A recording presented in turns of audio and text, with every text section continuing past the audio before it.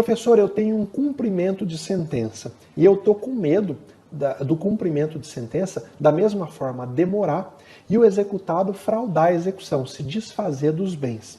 Olha o que eu vou te ensinar agora. Olha como que você pode usar, se valer da hipoteca judiciária. Onde que está previsto, professor? Qual é o amparo legal disso que o senhor vai falar? O artigo 495 do CPC. Olha o que o artigo 495 fala. Ele diz o seguinte: a decisão que condenar o réu ao pagamento de prestação consistente em dinheiro, tá? E que também determinar a conversão da prestação de fazer, ou de não fazer, ou de dar em dinheiro, valerão como título constitutivo de hipoteca judiciária. Tá bom, professor. Traduz. Bom, a hipoteca judiciária nada mais é do que você pegar uma sentença condenatória que não transitou em julgado, sentença condenatória que está sujeita a recurso, e você averbar e você registrar essa sentença no cartório de registro de imóveis, por exemplo, fazendo nascer uma hipoteca judiciária. Professor, eu não sei o que é hipoteca. Bom, a hipoteca é um direito real de garantia, tá? As pessoas elas podem livremente oferecer os bens que elas têm em garantia, em um contrato. Então imagina que eu vou pedir um dinheiro emprestado para o banco. E o banco não me conhece. O banco fala, olha, eu te empresto, mas eu preciso que você me dê uma garantia. E eu falo, olha, eu dou a minha casa em hipoteca. Tá? Hipoteca é uma modalidade de direito real de garantia. E aí, uma vez que eu dei em hipoteca o meu imóvel para o banco, se eu não pagar essa dívida, o banco tem total prioridade para receber. Tá? Ele vai vender essa casa, vai pagar a dívida dele e aquilo que sobrar da venda da casa vai ser utilizado para pagar outros credores que não tenham a mesma garantia. Então imagina, 3 credores. Tá? O exequente te procura, ele tem uma dívida. Só que a pessoa que deve para ele também deve para outras 2 pessoas. E uma delas tem uma hipoteca sobre o bem.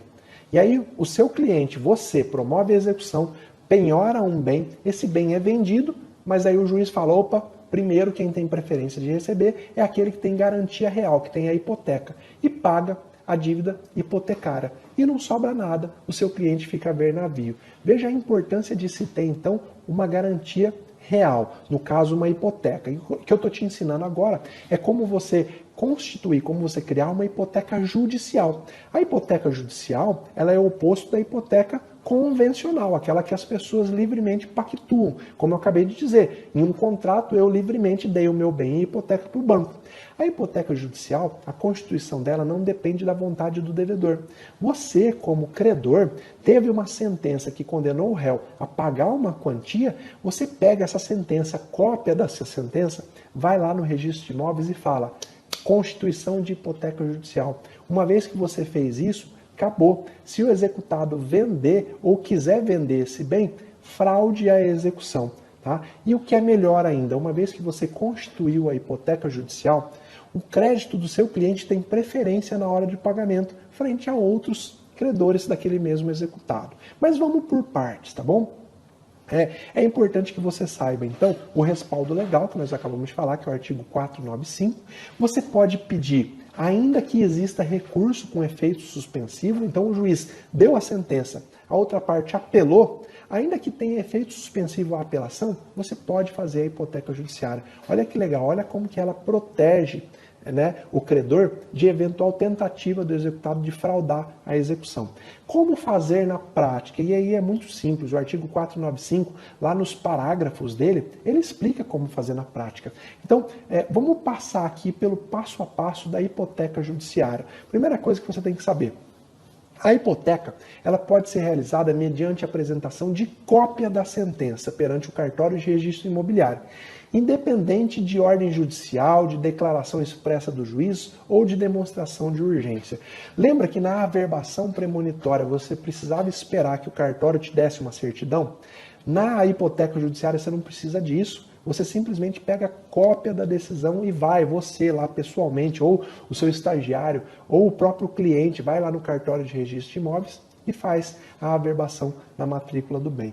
É muito mais simples, então, do que fazer a averbação premonitória, porque ela não precisa de certidão do juiz.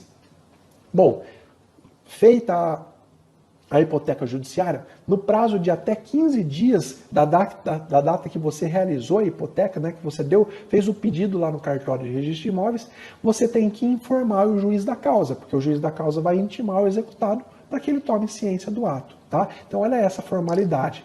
Pegou cópia da sentença, fez lá a hipoteca judiciária, peticiona e informa para o juiz da causa, tá bom? Quais são os efeitos da hipoteca? Eu já falei aqui dos principais, mas eu faço questão de detalhar para você. A hipoteca judiciária, uma vez constituída, uma vez que você fizer ela no cartório, ela implica para o credor o direito de preferência quanto ao pagamento em relação aos outros credores daquele mesmo executado. Claro que observada a ordem de registro, porque se 2 credores fizerem a hipoteca judiciária, aquele que fez em primeiro lugar, ele tem preferência. Então veja como que é importante você ser rápido, você parar de comer mosca aí. Às vezes você teve a sentença, agora eu vou ter que esperar 2, 3 anos para transitar em julgado, enquanto isso o devedor se desfaz do patrimônio, enquanto isso o devedor quebra. Às vezes ele tem uma boa saúde financeira quando sai a sentença, mas daí começa a acontecer vários fatores na vida do devedor e ele quebra. Às vezes não é nem como fraude mesmo, mas ele simplesmente o negócio dele vai por água abaixo, por complicações do mercado ou por complicações administrativas. Mas uma vez que você fez a hipoteca, ainda que o negócio dele quebre, olha esse efeito, você, o seu cliente, tem prioridade na hora de receber. É como se ele fosse o número 1 da fila. É claro que dívidas trabalhistas, dívidas tributárias sempre vão passar na frente. Mas fora essas dívidas, a dívida hipotecária ela é uma das mais fortes, uma das mais tranquilas de serem recebidas, tá bom? E outro efeito, assim como a verbação premonitória, como a lei ela procura coibir o excesso para o credor não ir com muita sede ao pote, na hipoteca judiciária também. O parágrafo 5º fala o seguinte: sobrevindo a reforma ou a invalidação da sentença que impôs o pagamento de quantia, a parte responderá, independente de culpa, pelos danos que a outra parte tiver sofrido em razão da constituição da garantia, devendo o valor da indenização ser liquidado nos próprios autos. Gente, não se impressione com isso. Tá? Não fique com medo de fazer hipoteca. Eu vou fazer hipoteca e aí o tribunal muda a sentença, eu vou ter que indenizar a parte contrária.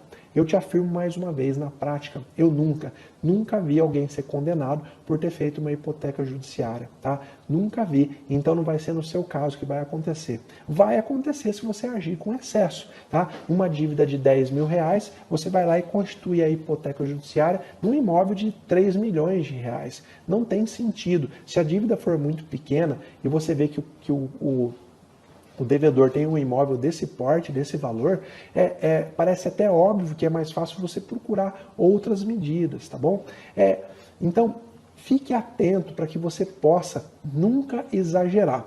O exagero pode levar a ter, de fato, uma imposição de uma indenização, mas na prática, isso eu nunca vi acontecer.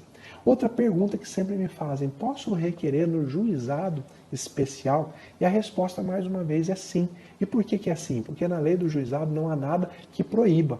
E a lei do juizado fala que aplica-se o CPC de forma subsidiária, sempre que as normas do CPC não encontrar conflito com as normas do juizado, elas têm aplicação. Então, o artigo 495, sim, ele é aplicado também ao juizado especial. Olha, você conseguiu perceber como que, se você se adiantar e for rápido, o seu credor, aquele cliente, pode ficar muito mais feliz?